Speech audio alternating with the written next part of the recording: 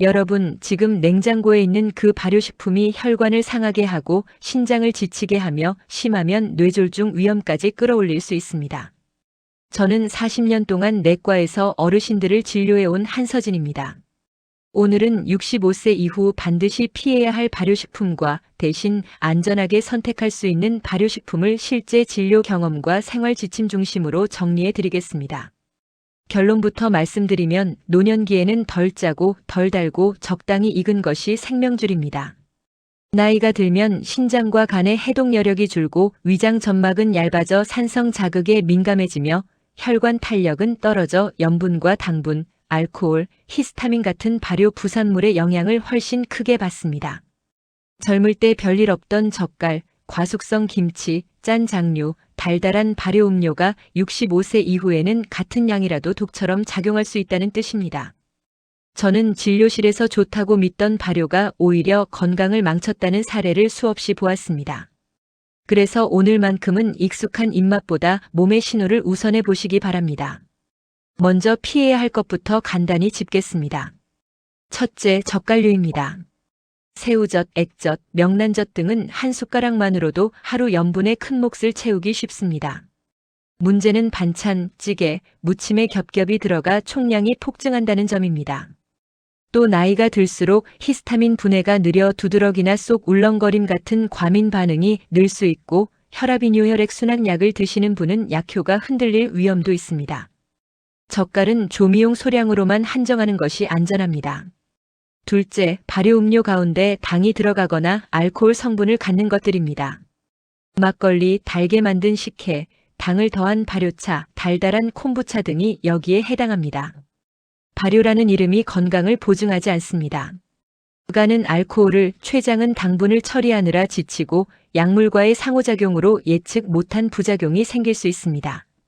셋째, 짠 장류입니다.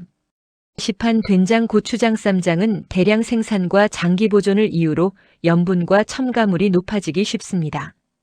찌개나 비빔 양념으로 넉넉히 쓰면 하루 총 나트륨이 순식간에 넘어섭니다.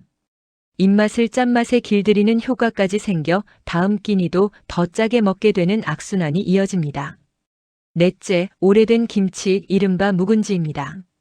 발효가 깊어질수록 산도가 내려가 위와 식도를 자극하고 수분이 빠지며 염분 농도도 올라갑니다.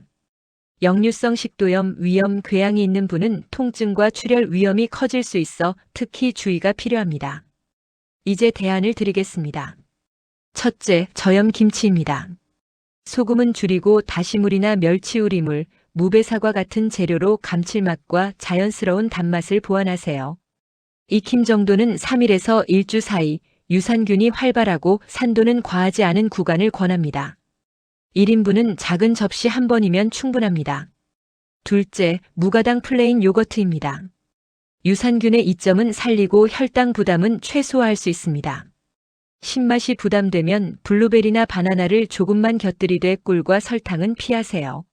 하루 150지 정도면 충분합니다.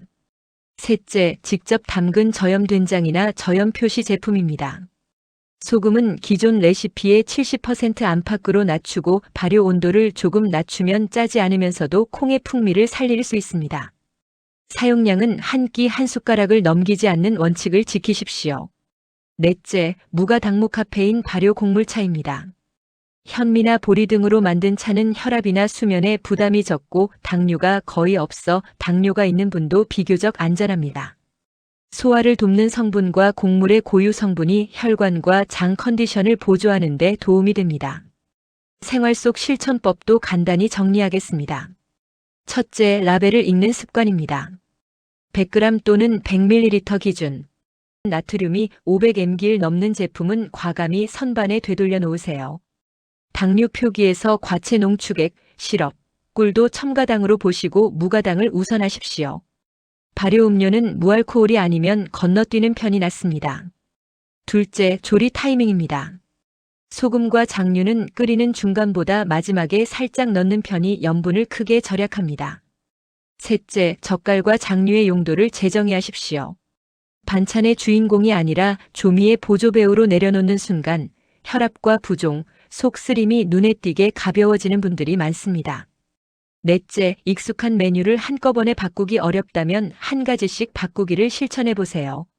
젓갈김치를 저염 겉절이로, 막걸리를 발효보리차로, 된장찌개의 된장을 절반으로 줄이고 두부와 채소를 늘리는 방식이 좋은 출발입니다. 다섯째, 약을 드시는 분은 특히 보수적으로 접근하십시오. 알코올과 과당, 고염이 약효를 흔들 수 있다는 점을 기억하시고 새로운 발효식품을 시작할 때는 소량으로 몸의 반응을 체크하며 늘리십시오. 마지막으로 두 분의 교훈적인 사례를 간단히 소개합니다.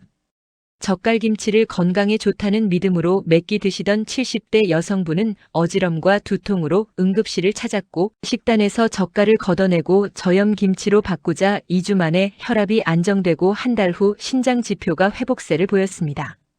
또 다른 60대 후반 남성분은 막걸리를 건강음료로 착각해 매일 저녁 한 잔씩 드시다 간 수치와 혈당이 악화되었는데 막걸리를 끊고 발효 보리차로 바꾼 뒤 3개월 만에 수치가 정상화되었습니다. 두 사례의 공통점은 단순합니다. 발효라는 이름보다 내 몸의 조건을 우선했고 양과 농도를 낮추자 몸이 곧바로 반응했다는 사실입니다. 발효식품은 약이 될 수도 독이 될 수도 있습니다. 65세 이후에는 저염무가당적 숙이라는 3가지 원칙을 기억하시고 라벨 확인과 조리 타이밍 조절만 실천해도 혈압, 혈당, 위장, 신장이 훨씬 편안해집니다. 오늘 배운 내용을 식탁 위 한 가지 선택으로 이어보세요. 젓갈 고정 반찬을 저염 겉절이로, 달달한 발효 음료를 무가당 곡물차로, 가득 든 된장을 한 숟가락으로. 작은 변화가 노후의 일상과 수치를 바꿉니다. 여러분의 건강한 내일을 응원합니다. 오늘 내용이 도움이 되셨다면 영상 아래의 구독과 좋아요 버튼 꼭 눌러주시기 바랍니다. 여러분의 작은 클릭 하나가 더 많은 어르신들의 건강을 지키는데 큰 힘이 됩니다. 알림 설정까지 해두시면 다음 영상에서 더 정확하고 실천 가능한 노후 건강 정보를 가장 먼저 받아보실 수 있습니다. 주변에 65세 이상 부모님이나 지인이 계시다면 이 내용을 함께 공유해 주세요. 그 한 번의 공유가 누군가의 혈압과 혈당, 그리고 소중한 건강을 지켜줄 수 있습니다. 여러분의 건강한 노후를 위해 저는 앞으로도 끝까지 함께하겠습니다. 감사합니다.